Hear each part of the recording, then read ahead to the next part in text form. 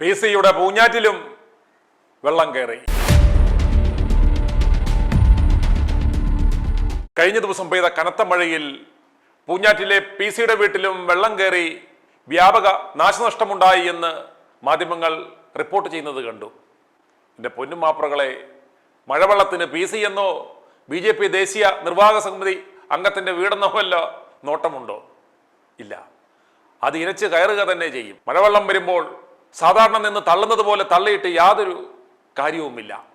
തട്ടുംപുറത്ത് കയറി നോക്കിക്കൊണ്ട് നിൽക്കുവാനേ സാധിക്കുകയുള്ളൂ. വീട്ടിലും ഭാര്യയുടെ ജൗളിക്കടയിലുമായി ഏതാണ്ട് 40 ലക്ഷം രൂപയുടെ നഷ്ടമുണ്ടായി എന്നാണ് PC അവകാശപ്പെടുന്നത്. 40 കൊല്ലമായി ഞാനിവിടെ താമസിക്കുവാൻ തുടങ്ങിയിട്ട് ഇന്ന് വരെ ഇതുപോലൊരു അവസ്ഥ ഉണ്ടായിട്ടില്ല. ഇത്രയും വെള്ളം കയറുന്നത് ഇതാദ്യമായിട്ടാണ്. ഇന്നലെ പുലർച്ചെ 2 മണിക്കാണ് തൊട്ടടുത്ത് താമസിക്കുന്ന ബാങ്ക് ഉദ്യോഗസ്ഥൻ വീട്ടിലെത്തി വാതിലിൽ മുട്ടി വിളിച്ചത്. അപ്പോഴാണ് വെള്ളം കയറുന്നുണ്ടെന്ന് അറിഞ്ഞത്. ഏതാണ്ട് 2:30 മണിയായതോടെ വീടിനകത്തേക്കും വെള്ളം കയറി. ഏതാണ്ട് 3 അടിയോളം വെള്ളം വീടിനകത്ത് കയറി. ഞാനും ഭാര്യ ഉഷയും രണ്ടാമത്തെ മകൻ ഷെയ്നുമാണ് അപ്പോൾ വീട്ടിലുണ്ടായിരുന്നതെന്നും PC പറയുന്നു. ആ ദൃശ്യം നമുക്കൊന്ന് ആദ്യം കാണാം.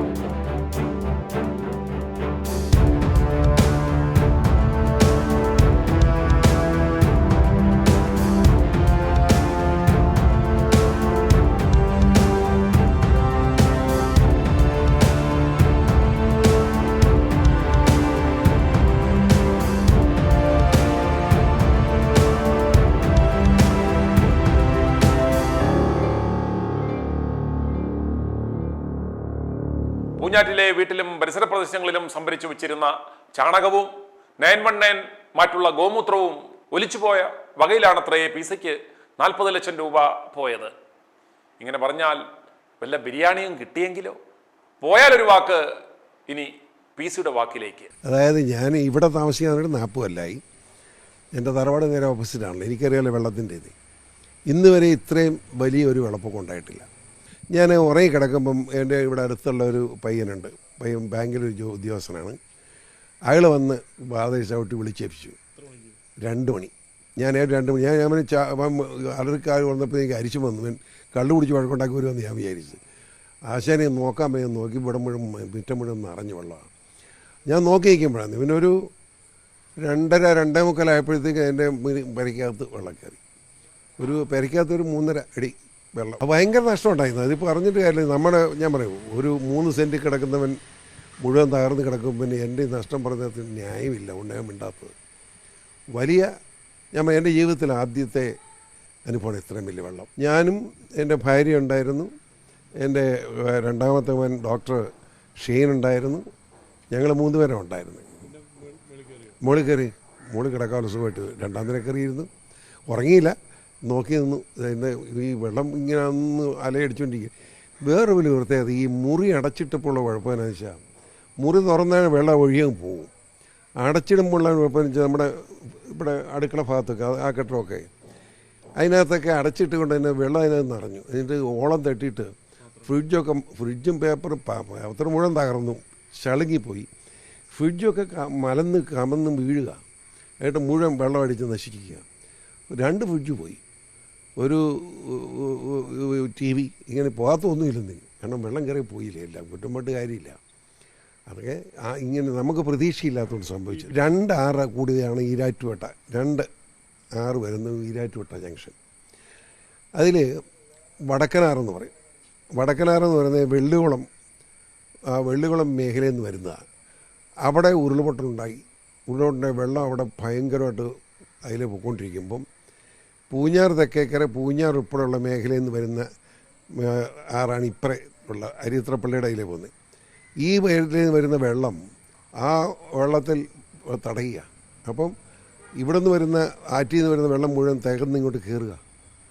അങ്ങനെ കയറിയാണ് ഇവിടെ മുഴുവൻ. ഇവിടെ നിങ്ങൾ പെരുന്തലം വരെ വെള്ളം വരുന്നു ഇവിടെ നിന്ന്. സ്വാഭാവികമായിട്ട്, കാരണം വെള്ളത്തിന് പോകാൻ വേറെ വഴിയില്ല. വെള്ളം നേരെ ഇങ്ങ് കയറുക. ക്ലീൻ ചെയ്തുകൊണ്ടിരിക്കുന്നു, ക്ലീൻ ചെയ്ത് തീരാറായി. ഒരു 2 ദിവസം കൊണ്ടാണ് ക്ലീൻ ചെയ്യും. അതല്ല, ഇനിയും വീട് മൊത്തമായിട്ട് ഒന്ന് റീകൺസ്ട്രക്ട് ചെയ്യാന്നുള്ള പ്ലാനില്ല. ദൈവം അതിനുവേണ്ടി ആയിരിക്കും ഇത് ചെയ്തതെന്ന് എനിക്ക് തോന്നുന്നു. ഇപ്പോൾ നമ്മുടെ ബാത്റൂം എല്ലാം നന്നാക്കുന്നു. എന്നിട്ട് ഒരു നല്ല 2ാമത്തെ മകൻ്റെ കല്യാണം കൂടെ വരാൻ പോവുക. ഇലക്ട്രിഫിക്കേഷൻ മുഴുവൻ മാറ്റാൻ പോവുകയാണ്. പിന്നെ ബാത്റൂം എല്ലാം പ്രത്യേകിച്ച് നവീകരിച്ച് നല്ല രീതിയിലാക്കണം. ഇനിയും എന്തിനും ഇത് ജീവിക്കാൻ എത്ര സുഖമായിട്ട് ജീവിക്കുക, കഴിഞ്ഞ് ദൈവം പോട്ടെ, ഇത്ര പൈസയായില്ലേ. അതുകൊണ്ട് നല്ലവണ്ണം വീട് വെക്കാമെന്നാണ് ഉദ്ദേശിക്കുന്നത്. വീട് റീകൺസ്ട്രക്ട് ചെയ്ത് പോവുക. ഇപ്പോൾ നമുക്ക് നഷ്ടം നോക്കിയാൽ ഇവിടുത്തെ നഷ്ടം ഒരു 10 ലക്ഷം രൂപയ്ക്ക് മുകളിൽ കാണും. അതിനൊക്കെ വലിയൊരു നഷ്ടമുണ്ടായി. ഇവിടെ തൊട്ടപ്പുറത്ത് ഉഷയുടെ ഒരു സ്ഥാപനമുണ്ട്, ജൗളിക്കടയും തയ്യക്കടയും എല്ലാം കൂടെ. അവൾ വണ്ണൂർ നടന്നതാണ്. ഞാനത് നിർത്തണം പറഞ്ഞുകൊണ്ട് നടക്കായിരുന്നു. അവൾ നിർത്താതെ വെച്ചുകൊണ്ടിരിക്കുകയായിരുന്നു. പക്ഷെ അത് മുഴുവൻ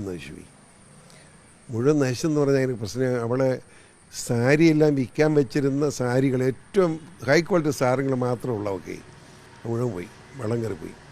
അതിൽ ഞാൻ ഒരു 30 ലക്ഷം, അത് കൂടുതൽ നഷ്ടമുണ്ടെന്നാണ് അവൾ പറയുന്നത്. പിന്നെ വേറെ തയ്യക്കടയിൽ വലിയ ആളുകളെല്ലാം കൊണ്ടുവന്ന് വെച്ചിരിക്കുന്ന സാരി, ഉടുപ്പ്, അതെല്ലാം പോയി. ആ പോയതെല്ലാം അവർക്ക് തിരിച്ചു കൊടുക്കാതിരിക്കാൻ പറ്റില്ലല്ലോ. അതിപ്പോൾ നമ്മൾ മേടിച്ച് കൊടുക്കേണ്ടി വരും.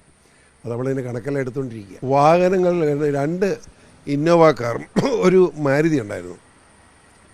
2 ഇന്നോവ കാറും സ്റ്റാർട്ട് ചെയ്തിട്ടിരിക്കുക, വെള്ളം കയറിയിട്ടുണ്ട്. വെള്ളം കയറിഞ്ഞ് മൂടിയായിരുന്നു. അപ്പോൾ ഇനി അത് നന്നാക്കാൻ കൊടുക്കുക. അവർ കൊണ്ടുപോയിട്ട് അതിൻ്റെ പമ്പെല്ലാം അഴിച്ച് പണിത് കഴിഞ്ഞ് മാത്രമേ ഡീസലൊക്കെ മാറി ഉപയോഗിക്കേണ്ടി വരും. 2 കാർ ഇപ്പോൾ കൊണ്ടുപോകാൻ പറഞ്ഞു, കൊണ്ടുപോകും. പിന്നെ മാരുതി അതിനി ഒന്നുമില്ലെന്ന്. ആദ്യം തന്നെ എൻ്റെ ജീവിതത്തിൽ ആദ്യത്തെ അനുഭവമാണ്. കാരണം ഇങ്ങോട്ട് ഞാൻ എത്ര ആളാണ് ഇവിടെ 40 കൊല്ലം ഇവിടെ താമസിക്കുന്നത്. ഇതുവരെ ഇതുപോലൊരു വെള്ളപ്പൊക്കം ഉണ്ടായിട്ടേ ഇല്ല. അത്ര വലിയ ഇതിന് മുമ്പ് വന്ന വലിയ വെള്ളപ്പം ഏറ്റവും വലിയ വെള്ളം വന്നപ്പോൾ പോലും ഈ നടയുടെ അവിടെ നിന്നുള്ളൂ, മുകളിലോട്ട് കയറിയിട്ടില്ല. അതാ ഞാൻ പറഞ്ഞത്. ഇത് 2 കാര്യമുണ്ടെന്നേ. വീടുകൾ കൂടുതലായി, എല്ലാവരും ഭിത്തി കെട്ടുക. മലയാളിയുടെ സംസ്കാരമാണല്ലോ നമ്മുടെ അതിർത്തി കയ്യാൽ വെക്കണമെന്നും. ഈ ഭിത്തിയെല്ലാം വരുമ്പോഴത്തേന് ഈ വെള്ളം ഒഴുകാനുള്ള വിടയും ചുരുങ്ങാണ്. ഇത് പരിസ്ഥിതി പ്രശ്നമാണ്. നമ്മളെല്ലാം ആലോചിക്കും, മലയാളികളെല്ലാം കൂടെ ആലോചിക്കേണ്ട ഒരു പ്രശ്നമാണ്. ഞാൻ മാത്രം ജീവിച്ചാൽ പോരാ, എൻ്റെ അയൽവാസിയും സഹോദരനാണ്, അയൽവാസികളും ജീവിക്കണം, പാവങ്ങളാണെന്ന് ചിന്തിക്കാനുള്ള മാനസിക നില നമുക്കുണ്ടാകണം. അതുണ്ടാകാനുള്ള ശ്രമമാണ് ഗവൺമെൻറ് നടത്തേണ്ടതെന്ന് ഇവിടുത്തെ രാഷ്ട്രീയ പാർട്ടികളാണ് ആ ഉത്തരവാദിത്വം ഏറ്റെടുക്കണമെന്ന് എൻ്റെ ഒരു അഭ്യർത്ഥന. പൊന്തനക്കട, അതിനപ്പുറത്തൊരു 3 ഹോട്ടൽസ്, ഈരാറ്റുപേട്ട ഏറ്റവും വലിയ ഹോട്ടൽസ് കംപ്ലീറ്റ് പോയി. അവിടെ ഒരു പച്ചക്കറി ഉൾപ്പെടെ എല്ലാ സാധനം വയ്ക്കുന്ന ഒരു കടയുണ്ടായിരുന്നു, പേര് ഞാൻ മറന്നു കേട്ടോ. 1 രൂപയുടെ സാധനം തിരിച്ചു കിട്ടിയിട്ടില്ല. ഈരാറ്റുപേട്ടിൽ നമ്മുടെ മുസ്ലിം സഹോദരർക്കുണ്ടായിരിക്കുന്ന നഷ്ടം വിലമതിക്കാൻ പറ്റും. അത് നമുക്ക് ഇത്ര രൂപ എന്ന് പറയാൻ കഴിയില്ല. അത് കോടികൾ നഷ്ടമുണ്ടായിട്ടുണ്ട്. സത്യം. അവരെ എങ്ങനെ സഹായിക്കാം, അത് എല്ലാവരും ചേർന്ന് സഹായിക്കണം എന്ന അഭിപ്രായക്കാരനെയും. വേറൊന്നും എനിക്ക് അഭിപ്രായമുണ്ട്. ഈ ഒന്നുമില്ലാതെ നഷ്ടപ്പെട്ട ആളുകളുണ്ട്, അവരെ സഹായിക്കാൻ ഞാൻ എൻ്റെ സഹായം ഉണ്ടാവും. നമുക്ക് മൊത്തമായിട്ട് ഇവിടുത്തെ ജനങ്ങളെല്ലാം കൂടെ കൂടിയിട്ട് ഇല്ലാത്തവർക്ക് ഉണ്ടാക്കി കൊടുത്ത് അവരെ കൂടി ഉയർത്തിക്കൊണ്ട് വരണമെന്ന് എൻ്റെ അഭിപ്രായം. അതിനെപ്പറ്റിയൊക്കെ വളരെ വിശദമായി ചർച്ച ചെയ്യാൻ പോകും. PC യോടടക്കം പറയുവാനുള്ളത് ഇതാണ്. ഇത്രയൊക്കെ ഉള്ളൂ നമ്മൾ മനുഷ്യരുടെ കാര്യം. ഒരൊറ്റ ചാറ്റമഴയ്ക്ക് പോലുമില്ല. i2i News, an eye for truth. i2i News subscribe ചെയ്തിട്ടില്ലാത്തവർ ഇപ്പോൾ തന്നെ സബ്സ്ക്രൈബ് ചെയ്യുക. നോട്ടിഫിക്കേഷൻ ലഭിക്കുവാൻ ബെൽ ബട്ടണും അമർത്തുക.